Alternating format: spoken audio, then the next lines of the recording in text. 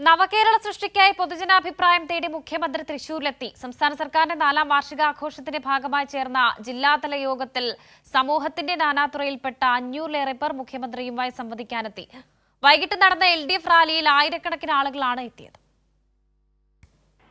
വർഷ രണ്ടാം പിണറായി വിജയൻ സർക്കാരിൻ്റെ 4ാം വാർഷികത്തോടനുബന്ധിച്ചുള്ള ജില്ലാതല യോഗത്തിനകത്ത് 500-ലേറെ പ്രതിനിധികളാണ് ഇന്ന് തൃശ്ശൂരിൽ പങ്കെടുത്തത്. നവകേരള സൃഷ്ടിക്ക് വേണ്ടിയിട്ടുള്ള ആശയങ്ങളുമായിട്ടാണ് സമൂഹത്തിൻ്റെ നാനാതുറയിൽപ്പെട്ട വിവിധ ആളുകൾ ഇന്ന് ജില്ലാതല യോഗത്തിൽ പങ്കെടുത്തവരെല്ലാവരും തന്നെ വളരെ സംതൃപ്തരായി മുഖ്യമന്ത്രിയുമായിട്ട് ആശയവിനിമയം നടത്തി. ഇതിനകത്ത് തങ്ങളുടെ പുതിയ അത്തരം ആശയങ്ങൾ മുഖ്യമന്ത്രിയുമായി പങ്കുവച്ചു. അതിന് സാധ്യമാകുന്ന രീതിയിലുള്ള മറുപടികളും മുഖ്യമന്ത്രിയുടെ ഭാഗത്തു നിന്ന് ലഭിച്ചു. കലാരംഗത്തും കായിക രംഗത്തും ഈ സംസ്ഥാന സർക്കാർ വന്നതിന് ശേഷം ഉണ്ടായ വലിയ മാറ്റങ്ങളെക്കുറിച്ച് പങ്കെടുത്ത IM വിജയനും RLV രാമകൃഷ്ണനും മാധ്യമങ്ങളോട് പ്രതികരിച്ചു.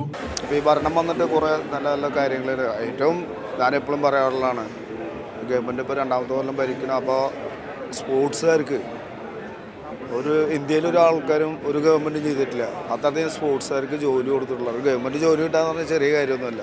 പിന്നെ എന്നെ സംബന്ധിച്ച് ഞാൻ ഭയങ്കര പ്രൗഡാണ്. കാരണം റിട്ടയർഡ് ആവണ മുന്നേ ഗവൺമെൻറ് പ്രൊമോഷൻ തരാമെന്ന് പറഞ്ഞൊരു SP റാങ്കിലൊക്കെ വരാമെന്ന് പറഞ്ഞാൽ എന്നെ സംബന്ധിച്ച് വലിയ കാര്യമാണ്.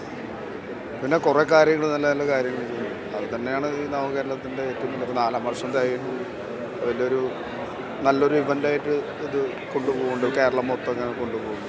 സംബന്ധിച്ചിടത്തോളം നിങ്ങൾക്കെല്ലാവർക്കും അറിയാം, നമ്മുടെ മുന്നോട്ടുള്ള പ്രയാണത്തിന് കലാരംഗത്തുണ്ടായ വലിയൊരു വിവേചനത്തെ മാറ്റിക്കൊണ്ട് കേരള കലാമണ്ഡലം പോലുള്ള സ്ഥാപനങ്ങളിൽ പ്രത്യേകിച്ച് അഡ്മിഷൻ അല്ലെങ്കിൽ നൃത്തരംഗത്ത് ഒരുപാട് വിവേചനങ്ങളുണ്ടായിരുന്നു. അതൊക്കെ അവസാനിപ്പിച്ചുകൊണ്ട് അതിനൊരു പുതിയ അധ്യായം കുറിച്ച ഈ സർക്കാരിനോട് എന്തായാലും നന്ദി പറയേണ്ട ആവശ്യമുണ്ട്. അതുകൊണ്ട് തന്നെയാണ് ഇന്നിവിടേക്ക് ഓടിയെത്തിയിട്ടുള്ളത്. കഴിഞ്ഞ 9 വർഷമായിട്ട്, അതായത് 2016 തൊട്ടുള്ള വികസന നേട്ടങ്ങൾ എണ്ണി പറയുന്നതായിരുന്നു മുഖ്യമന്ത്രിയുടെ പ്രസംഗം മുഴുവനായിട്ട്. ഇതിനകത്ത് കേരളം നേടിയ വലിയ നേട്ടങ്ങളെക്കുറിച്ച് പറഞ്ഞു.